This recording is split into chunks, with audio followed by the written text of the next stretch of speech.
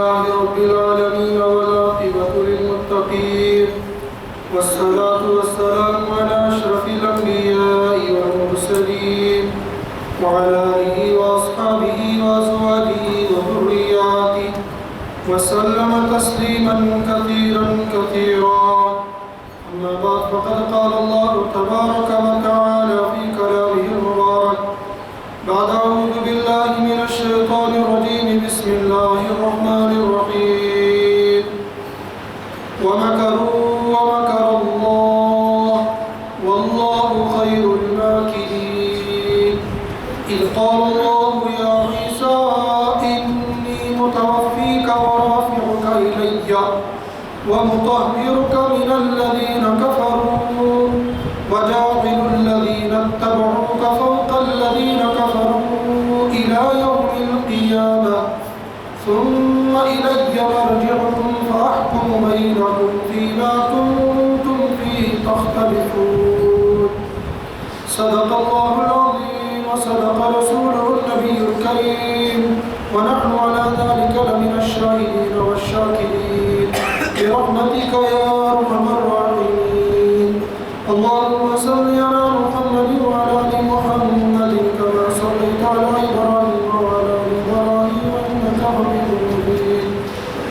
اللهم بارك على محمد وعلى آل محمد كما باركت على إبراهيم وعلى آل إبراهيم إنك حميد مجيد.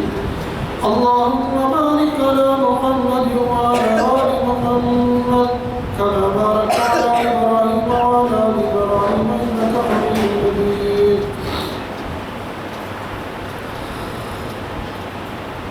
معزز سامعین، بھائیو، بزرگوں، دوستوں، میرے ہم سفر نوجوان ساتھیوں، حضرت عیسیٰ علیہ السلام جب دنیا میں آئے، اپنی نبوت کا اعلان کیا، تو جیسے دیگر انبیاء علیہ السلام کے ساتھ ہوا، کچھ لوگوں نے نبی کو مانا، نبی کی بات کو مانا اور ان کے ساتھ ہو لیے، لیکن کچھ لوگ ایسے بھی دنیا میں ہوئے جنہوں نے نہ نبی کو مانا نہ نبی کی بات کو مانا، بلکہ اس نبی کے دشمن ہو گئے. جیسے ہر نبی کی سیرت کو نہ ہم اتنا سنتے ہیں نہ اتنا پڑھ لیتے ہیں، لیکن امت کا ایک بڑا طبقہ وہ ہے جو حضرت نبی کریم صلی اللہ علیہ وآلہ وسلم کی سیرت طیبہ کو یا پڑھتا ہے یا سنتا ہے. تو مشترک طور پر امت محمدیہ علیہ السلام اپنے نبی کی سیرت کو کچھ نہ کچھ جانتی ہے. تو سیرت میں یہ بات ملتی ہے کہ مکہ والوں میں سے کچھ لوگ وہ تھے جنہوں نے اپنی جان کو نبی علیہ السلام کی جان پر، ذات پر قربان کرنا فخر سمجھا.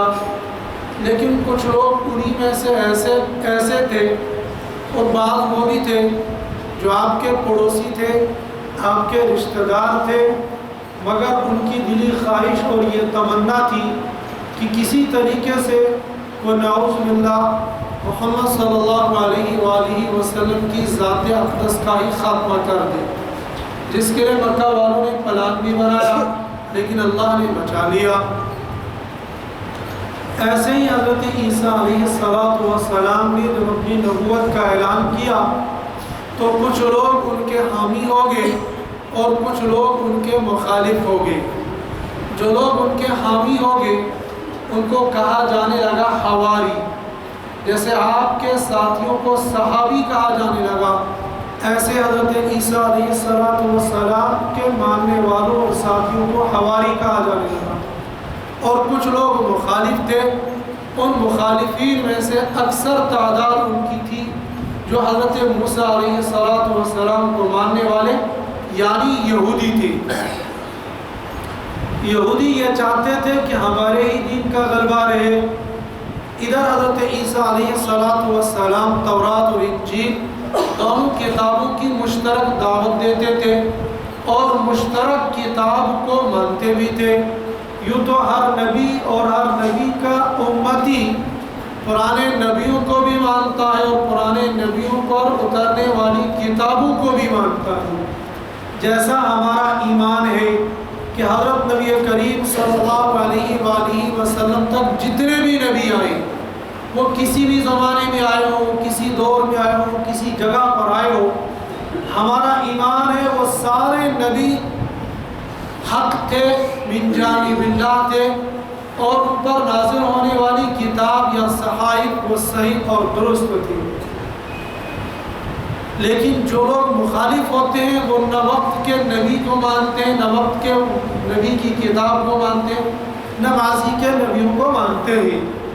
حضرت عیسیٰ علیہ السلام پر ایمان لانے والے عیسائی لوگ وہ حضرت موسیٰ علیہ السلام کو بھی مانتے تھے اور ان پر نازل ہونے والی کتاب کو بھی مانتے تھے، مگر یہودی یہ حضرت عیسیٰ علیہ السلام کے بھی مخالف ہو گئے اور ان پر نازل ہونے والی کتاب کے بھی مخالف ہو گئے۔ لہٰذا انہوں نے حضرت عیسیٰ علیہ السلام کا خاتمہ کرنے کے لیے کچھ تدبیریں بنائی، کچھ مکر و فریب کیا، اور اس مکر و فریب کے لیے استعمال کیا وقت کے بادشاہ کو۔ باطل کی ہمیشہ سے یہ سوچ رہی ہے کہ وہ ہمیشہ اسباب کا سہارا لیتا ہے۔ وہ اسباب کسی بھی طریقے سے ہو سکتا ہے، مال کے ذریعے سے، پیسے کے ذریعے سے، حکومت اور عہدے کے ذریعے سے، کسی بھی طریقے سے، پہلے بھی تھا، آج بھی ہے، قیامت تک ہوتا رہے گا۔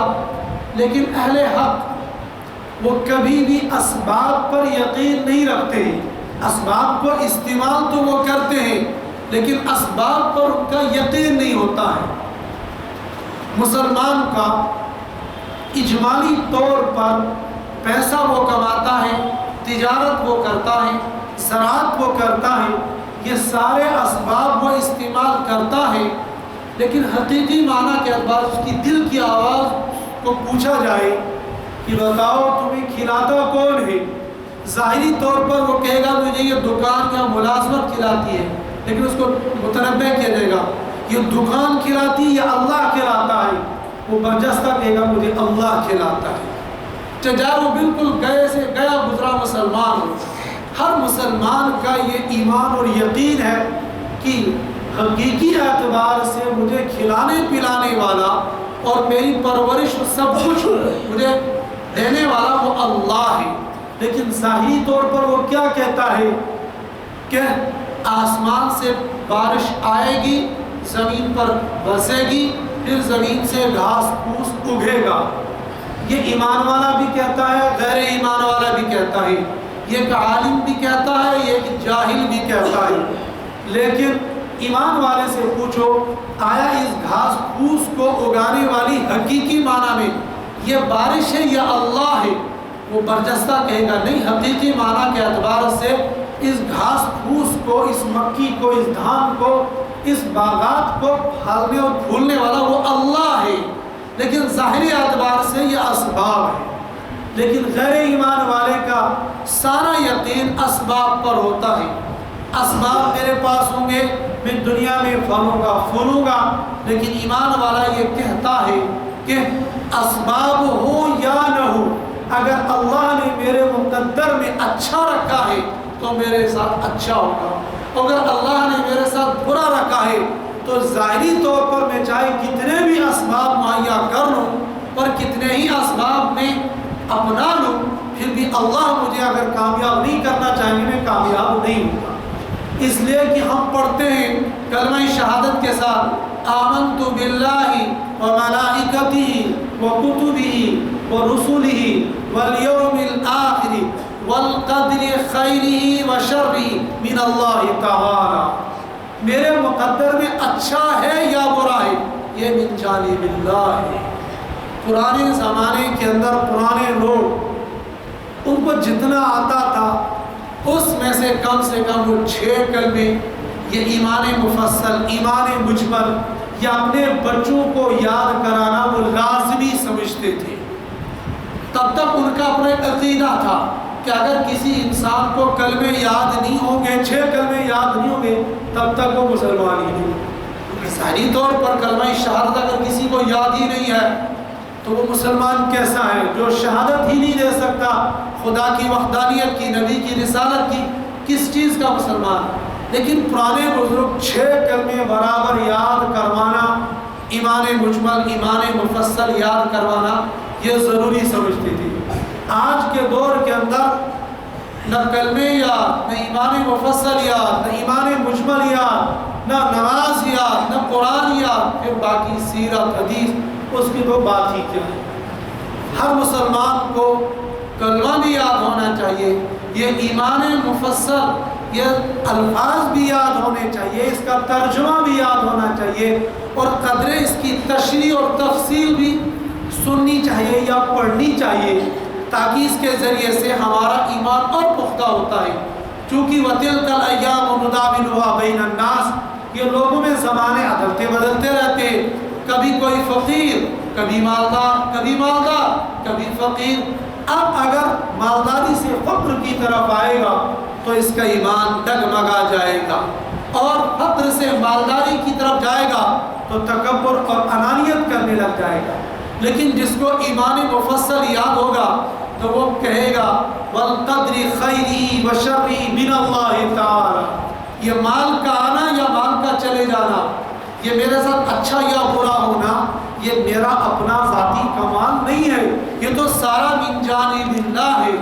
ایمان والا اپنی ہر بات کو منسوب الی اللہ کرتا ہے، اور غیر ایمان والا ہر بات کو منسوب الی العلم، منسوب الی العقل، منسوب الی الدل کرتا ہے کہ یہ میرے دماغ کی سوچ تھی، یہ میرے ہاتھ کا کمال تھا، یہ میری چرب زبانی تھی، یا یہ میرے علم کا کمال ہے۔ وہ اپنی ہر چیز کو اسباب کے ساتھ جوڑتا ہے، اور ایمان والا مسبب الاسباب یعنی اللہ کی طرف جوڑتا ہے۔ حضرت عیسیٰ علیہ السلام کے جو لوگ دشمن تھے، ان لوگوں نے حضرت عیسیٰ علیہ السلام سے بدلہ لینے کے لیے، ان کو ختم کرنے کے لیے اسباب کا سہارا لیا، اور اہل دنیا کے پاس سب سے بڑا سہارا اور آسرا اور سبب یہ ہوتا ہے کہ وہ اہل اقتدار کے پاس چلے جاتے ہیں، اور اہل اقتدار سے لوگوں سے اپنی دشمنیوں کا بدلہ یا زیادتی کرنا چاہتے ہیں۔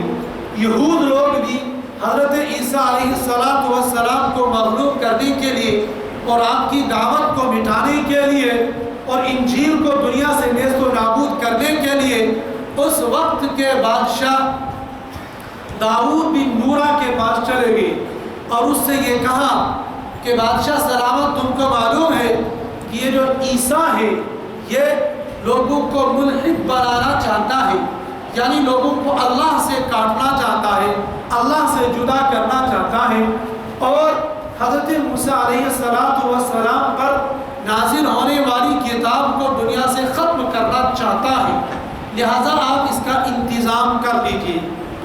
اس شکایت کے پس منظر سے معلوم یہ ہوتا ہے کہ یہ بادشاہ خود بھی یہودی تھا، یہ عیسائی اور نصرانی نہیں تھا، بلکہ یہ بادشاہ خود بھی یہودی تھا۔ اس داؤد بن نورا نے حضرت عیسیٰ علیہ السلام کو گرفتار کرنے کے وارنٹ نکال دیے کہ عیسیٰ علیہ السلام کو گرفتار کر کے لایا جائے، اور وہ اتنا بڑا مجرم ہے کہ وہ اس دنیا سے تورات کو ختم کرنا چاہتا ہے، اور لوگوں کے درمیان میں وہ توحید سے ہٹ کر الحاد اور شرک پھیلانا چاہتا ہے۔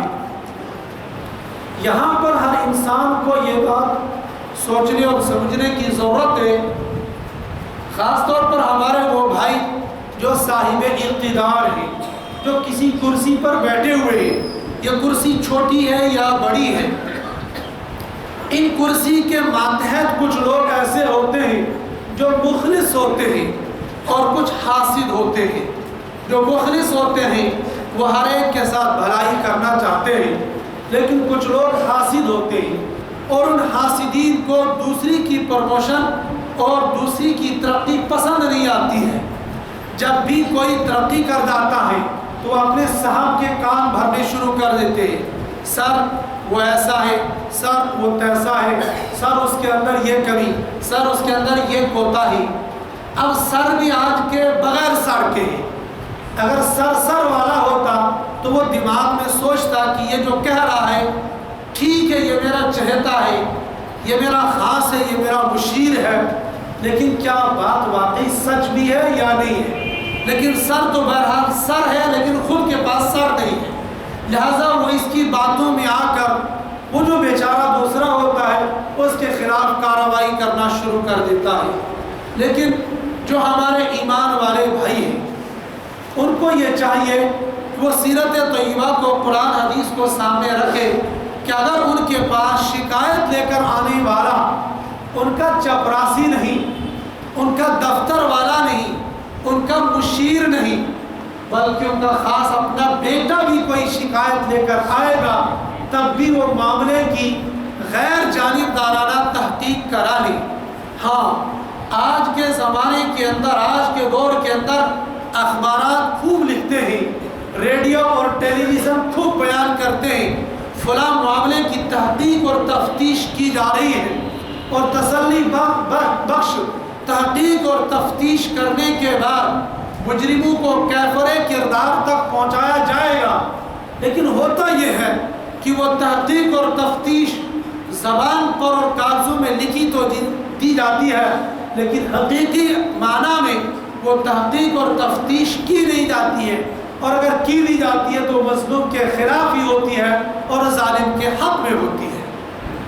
عام طور پر پوری دنیا کے اندر آج ایسا ہی ہو رہا ہے، مظلوم کے اوپر ظلم اور ظالم کو انصاف دلایا جاتا ہے۔ یا آج کی کورٹ کچہری کا حال بھی ہے، یا آج کے منصف ججوں کا حال بھی یہ ہے۔ تعجب کی بات ہے، جج کو جب ڈیوٹی پر لگایا جاتا ہے، کس چیز کے امتحان دے رہے ہو؟ منصف کے امتحان دے رہا ہو۔ منصف کے خود معنی ہے انصاف دلانے والا، انصاف کرنے والا۔ لیکن یہی جج جب اپنی جج کی کرسی پر بیٹھتا ہے تو کیا حقیقی معنی میں وہ انصاف کرتا ہے یا نہیں کرتا؟ میں یہ نہیں کہتا ہے کہ وہ 100% ناانصافی کرتا ہے، لیکن میں ایسے ججوں سے پوچھنا چاہوں گا، میں ایسے وکلا سے پوچھنا چاہوں گا، آپ کی کورٹ اور کچہری میں جتنے مجرم ہیں اور جتنے کیس دائر کیے گئے ہیں، ایک کیس پر اگر سزا ثابت ہو جاتی ہے، سزا کے ثابت ہو جانے کے بعد اس مجرم کو چند سال کی سزا سنائی جاتی ہے، لیکن آج سال نہیں سالہ سال گزر جاتے ہیں، اس مجرم کا مان لو آپ کی زبان میں یا ہو سکتا ہے وہ ظالم ہی ہوگا، اس ظالم کا کیس بھی ٹیبل پر نہیں آ جاتا ہے۔ تاریخ پر تاریخ ڈالنا، اے منصف کیا یہ تیرا کام ہے؟ اے وکیل کیا وکالت اسی چیز کا نام ہے؟ اے وکیل اگر تو محمد الرسول اللہ صلی اللہ علیہ وآلہ وسلم کا امتی ہے، تجھے یہ بتایا جائے گا، تجھ سے یہ پوچھا جائے گا۔ ایک زمانہ وہ بھی تھا، عمر بن خطاب رضی اللہ تعالی عنہ بھی جج کی حیثیت سے بیٹھے ہوئے ہیں، وہ امیر المومنین کی حیثیت سے بیٹھے ہوئے ہیں، اور علی مرتضیٰ بھی ہیں، عثمان غنی بھی ہیں، اور بکر صدیق بھی ہیں۔ یہ چار خلفاء وہ خلفاء ہیں جو وقت کے بادشاہ بھی ہیں، وہ وقت کے جج بھی ہیں، وہ وقت کے قاضی بھی ہیں، لیکن وقت کے قاضی کے سامنے، بادشاہ کے سامنے، بادشاہ خود اپنا کیس لے کر جاتا ہے۔ امیر المومنین خلیفۃ المسلمین علی مرتضیٰ رضی اللہ تعالی عنہ اپنی تلوار کا کیس لے کر قاضی کے پاس جاتے ہیں، مجرم کی حیثیت سے کھڑے ہو جاتے ہیں، تلوار میری ہے، وقت کا قاضی ہے، سامنے امیر المومنین دعویٰ دائر کرنے والا ہے، امیر المومنین نے دعویٰ پیش کیا، تلوار میری ہے، وقت کا قاضی کرسی پر بیٹھ کر پوچھتا ہے اس تلوار کے تمہارا ہونے پر گواہ کون ہے؟ فرمایا گواہ ایک میرا بیٹا ہے، ایک میرا غلام ہے۔ وقت کے قاضی نے وقت کے بادشاہ کو یہ کہا، امیر المومنین اسلام کے اندر بیٹے کی گواہی باپ کے حق میں معتبر نہیں، اور غلام کی گواہی آقا کے حق میں معتبر نہیں، گواہ دوسرے لاؤ۔ کہا اس کے علاوہ گواہ میرے پاس کوئی نہیں۔ کہا پھر تلوار تمہاری نہیں، تلوار یہودی کی۔ انصاف تو یہ تھا، اور وکلا اور وہ ججز، ہم تو اس نبی کو ماننے والے اور اس نبی کے ان غلاموں کو ماننے والے ہیں۔ ایک آدمی آیا اور سفارش کرنے لگا، یا رسول اللہ صلی اللہ علیہ وآلہ وسلم، اس آدمی کے بارے میں جو حد کا فیصلہ آپ نے جاری کیا ہے، آپ اس میں تھوڑی سی تخفیف کیجئے۔ آپ علیہ السلام نے فرمایا، زید کیا تم حدود اللہ کو منسوخ کرنے کے لیے بیچ میں حائل ہو جاتے ہو؟ سنو واللہ، اگر گواہوں کی موجودگی میں کوئی کیس میری لخت جگر فاطمہ پر ثابت ہو جاتا ہے تو میں فاطمہ کے اوپر بھی حد جاری کرتے ہوئے دریغ نہیں کروں گا۔ ہم تو اس نبی کے ماننے والے ہیں، وکالت کرنی ہے لیکن کس چیز کی؟ انصاف کی کرسی پر بیٹھنا ہے لیکن کس چیز کا انصاف کرنا ہے؟ بڑے لوگ ہمیشہ یاد رکھنا چاہیے کہ کان کے کچے نہیں بننا چاہیے، کان کا پختہ ہو۔ آپ کے پاس ایک خبر آتی ہے، اس خبر کی تحقیق کر لو، ایک آدمی سے، دو سے، تین سے کم 3 آدمیوں سے مسئلے کی تحقیق کرو۔ اس کے بعد اگر کوئی فیصلہ آپ مخالف بھی کرتے ہیں، آپ نے زید کے بارے میں فیصلہ کیا، حالانکہ زید بجانب حق نہیں، خالد کو یہ حق ملنا چاہیے تھا، لیکن آپ نے اپنے طور پر تحقیق کی ہے، اس کے بعد آپ نے زید کے بارے میں حق فیصلہ کیا، تو امید ہے اللہ کی ذات سے اللہ کی آپ مجرم نہیں ہوگے بلکہ نصیب ثواب پانے والے ہوں گے۔ لیکن ہوتا یہی ہے، جب بندہ کرسی پر بیٹھ جاتا ہے تو عام طور پر آج کے کرسی داروں کو چاپلوسیاں پسند آ جاتی ہے، حقیقت سے وہ دور بھاگتے ہیں اور حقیقت سے وہ گریز کرتے ہیں۔ چاپلوسیاں دنیا کے اندر تو چلے گی، کچھ لوگ چاپلوسی کرنے والے ہوتے ہیں اور کچھ لوگ چاپلوسی پسند ہوتے ہیں۔ یہ چاپلوسی کرنے والے ہوں یا چاپلوسی پسند ہو، دونوں کو ایک دن اللہ کے حضور میں، اللہ کی کچہری میں کھڑا ہونا ہے اور وہاں پائے پائے کا حساب دینا ہے اور پائے پائے کا حساب لیا جائے گا۔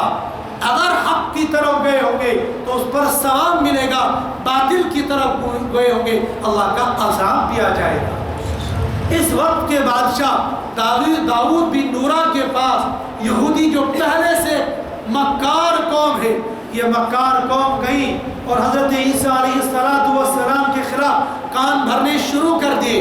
بادشاہ عمومی طور پر یہ بڑے لوگ کان کے کچے ہوتے ہیں، تو بادشاہ کان کا کچا ایک ان کا مشیر ہوتا ہے، مسلمان حکمران ہو، مسلمان عہدیدار ہو، ایک مشیر کم سے کم آپ کے پاس 3 ہونے چاہیے، اور وہ مشیر بھی ایسے مشیر ہونے چاہیے جو آپ کے حق میں، رعایا کے حق میں، قوم کے حق میں حق پسند ہو، مفاد پرست نہ ہو۔ آپ مشیر ضرور رکھیے لیکن وہ مفاد پرست نہیں ہونے چاہیے، وہ حق پسند ہونے چاہیے۔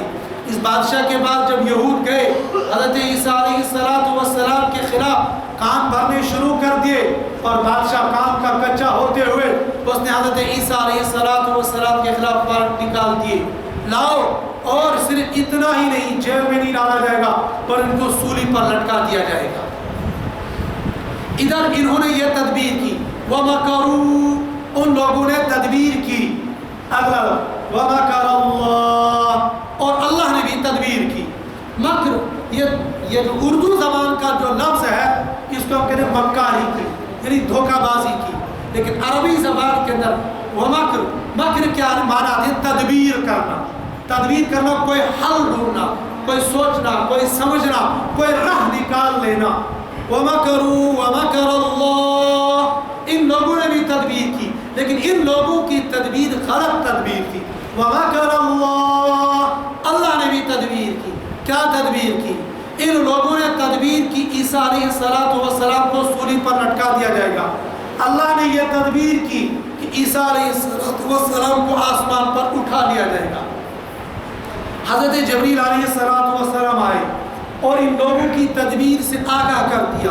قرآن نے کہا اذ قال اللہ، جب اللہ نے کہا، کیا کہا؟ یا عیسیٰ انی متوفیک ورافعک الی ومطہرک من الذین کفروا، جب اللہ پاک نے فرمایا اے عیسیٰ انی متوفیک، میں آپ کو لے لوں گا۔ متوفیک یہ عربی زبان کا ایسا لفظ ہے جس لفظ سے عام طور پر قادیانی لوگ مسلمانوں کو دھوکہ دیتے ہیں۔ کیا عربی لغت کے اعتبار سے اس متوفیکہ کے معنی اٹھانے کے بھی آتے ہیں، لینے کے بھی آتے ہیں، موت دینے کے بھی آتے ہیں۔ یہاں پر کیا معنی مراد ہے؟ دیگر آیات اس کی وضاحت اور تشریح کرتی ہیں، مجھے وہ سب تو نہیں بتانا ہے، لیکن ہو سکتا ہے آپ کے سامنے بھی کوئی مرزائی آ کر یہ کہے گا تم یہ کہتے ہو کہ عیسیٰ علیہ السلام زندہ ہے، دیکھو آپ کا قرآن یہ کہتا ہے انی متوفیک، جب میں موت دے دوں گا، ورافعک الی، اور اٹھا لوں گا اپنی طرف۔ کیا دھوکہ کیسے دیتے ہیں؟ مختصر سی تشریح، متوفیک موت دے دوں گا، ورافعک الی، اور اپنی طرف اٹھا لوں گا۔ وہ یہ کہتے ہیں دیکھو جب انسان مر جاتا ہے، مرنے کے بعد اس کی روح آسمان کی طرف اٹھا لی جاتی ہے، ایسے حضرت عیسیٰ سے یہ کہا گیا ہم آپ کو موت دیں گے، ورافعک الی، اور آپ کو آسمان کی طرف اٹھا لیں گے۔ لیکن یہاں روح کا اٹھانا مراد نہیں ہے، لیکن یہاں اٹھانا مراد ہے مال جسم کے ساتھ اٹھانا۔ کیسے؟ اس کی تو بہت لمبی چوڑی تفصیل ہے، میں تو صرف اتنا اشارہ کروں گا کہ یہ جو سورہ آل عمران کی آیت نمبر 54 اور 55 ہے، جب بھی وہ آپ سے کوئی بحث کریں گے، آپ سے کوئی مرزائی بات کرے گا، اس آیت کو پیش کرے گا اور یہ کہے گا قرآن نے ایسے کہا، آپ اس سے فوراً کہیے لائیے تفسیر ابن کثیر، لائیے قرطبی، لائیے مظہری، لائیے تفسیر ابن کبیر، چند کی تفسیروں کا نام لیجئے اور اسے کہ ان کتابوں کو لائیے، ان تفسیروں کو لائیے، ہم دیکھتے ہیں ان تفسیروں کے اندر کیا لکھا ہے۔ عربی نہ وہ جانتا ہوگا نہ آپ جانتے ہو، اس سے کہیے لائیے معارف القرآن، لائیے بیان القرآن، لائیے تفسیر مظہری اردو کے اندر، لائیے دیگر تفاسیر، ہم دیکھتے ہیں انی متوفیک ورافعک الی کا کیا معنی ہے۔ بہرحال یہاں پر قرآن نے یہ کہا حضرت عیسیٰ علیہ السلام سے انی متوفیک، جب ہم آپ کو لے لیں گے، ورافعک، اور اٹھا لیں گے، الی، اپنی طرف، ومطہرک من الذین کفروا، اور پاک کریں گے ان لوگوں سے جنہوں نے کفر کیا۔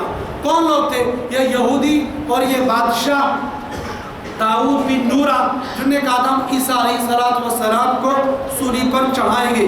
وَجَاعِلُ الَّذِينَ اتَّبَعُوكَ فَوْقَ الَّذِينَ كَفَرُوا إِلَى يَوْمِ الْقِيَامَةِ، اور بنائیں گے ان لوگوں کو جنہوں نے آپ کی اتباع کی، فوق الذین کفروا، ان لوگوں کا بڑا اوپر، کن لوگوں کے اوپر؟ جن نے کفر کیا۔ کب؟ الی یوم القیامہ، قیامت کے دن۔ کیسے؟ آگے آئے گا ثم الی مرجعکم فاحکم بینکم فیما کنتم فیہ تختلفون۔ اگر مرزائی لوگ پوری آیت کو پڑھتے اور پوری آیت کا مطلب سمجھنے اور سمجھانے کی کوشش کرتے، ان کو آگے پیچھے جانے کی ضرورت نہ ہوتی، یہی آیت ان کو جواب دیتی۔ کیا؟ ثم الی مرجعکم، اٹھانے کے بعد پھر تم کو ہمارے پاس آنا ہے۔ جب اٹھا لیا تو وہ تو چلے گئے، پھر اللہ نے اعادہ کیوں کیا؟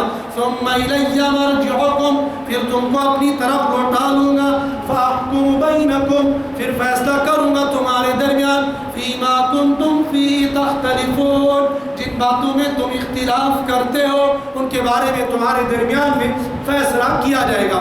کیا انہوں نے تدبیر کی؟ انہوں نے یہ تدبیر کی، حضرت جبریل علیہ السلام آئے اور یہ سارے ان کی تدبیر سے آگاہ کیا۔ اس وقت حضرت عیسیٰ علیہ السلام بیت المقدس کے کمرے کے اندر موجود تھے، وہاں سے نکلے، ایک چشمے پر گئے، نہائے دھونے کے بعد واپس کمرے میں آئے۔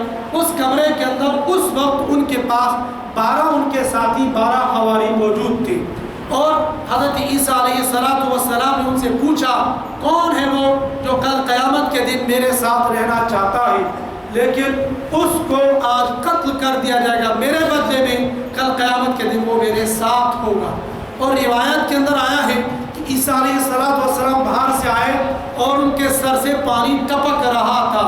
دو باتیں معلوم ہوتی، ایک حضرت عیسیٰ علیہ السلام نے تولیے کا استعمال نہیں کیا، دوسرا ان کے بال لمبے تھے۔ بالوں کا لمبا ہونا یہ انبیاء علیہ السلام کی خصوصیت، لیکن ایسا نہیں ہے جیسے آج کے ہمارے ہیرو نوجوان لڑکے داڑھی کو کرتے ہیں صاف اور بالوں کو کرتے ہیں لمبا، ایسا کرنا ناجائز ہے۔ داڑھی کو لمبا کیجئے، پھر بالوں کو بھی لمبا کیجئے، لیکن صرف کندھے تک، کندھے سے زیادہ نیچے بالوں کو لٹکا لینا یہ خلاف سنت ہے، بلکہ اس کو بدعت کہیے۔ سنت ہے آپ علیہ السلام کے بال زیادہ سے زیادہ کندھے تک آتے تھے، سب سے کم کان کی لو، پھر آدھی گردن، پھر زیادہ سے زیادہ کندھے پر آتے تھے، آپ کانوں کی لو تک ان کو کٹوا لیتے تھے۔ لیکن آج کا نوجوان داڑھی کرے گا صاف اور بالوں کو لمبا رکھے گا، کہتے تمنا ماسرا تھاؤ دیتے جو سنا بالوں کا رکھنا بھی تو سنت، داڑھی ارے داڑھی کا رکھنا واجب، بالوں کا رکھنا سنت، واجب کو کاٹو اور سنت کو پالو، یہ کون سا دین ہو گیا؟ بہرحال حضرت عیسیٰ علیہ السلام آئے اور آپ نے فرمایا سنو، آپ میں سے ایک آدمی وہ ہوگا جو 12 مرتبہ میرے دین کا انکار کر دے گا، اور بعد میں ایک آدمی نے 12 مرتبہ کفر کر دیا۔ انہیں میں سے جب یہ پوچھا کون ہے وہ جو میرے بدلے میں قتل ہونے کے لیے تیار ہے، ایک سب سے نوعمر بچہ نوجوان کھڑا ہو گیا اور کہنے کہ میں اس کام کے لیے تیار ہوں۔ حضرت عیسیٰ علیہ السلام سے بیٹھ جاؤ، پھر دوبارہ یہی اعلان کیا، پھر وہی کھڑے ہو گئے، انہوں نے کہا واقعی تم ہی میرے بدلے میں قتل ہو جاؤ گے اور کل قیامت کے دن تم میرے ساتھ ہوں گے۔ ایک روایت یہ ہے۔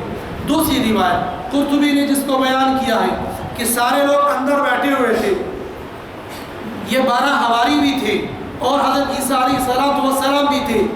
حضرت عیسیٰ علیہ السلام نے اندر ان سے پوچھا کون میرا ساتھ دینے کے لیے تیار ہے، آج اس کو میری شکل و صورت بنائی جائے گی، بتاؤ کون ہے وہ؟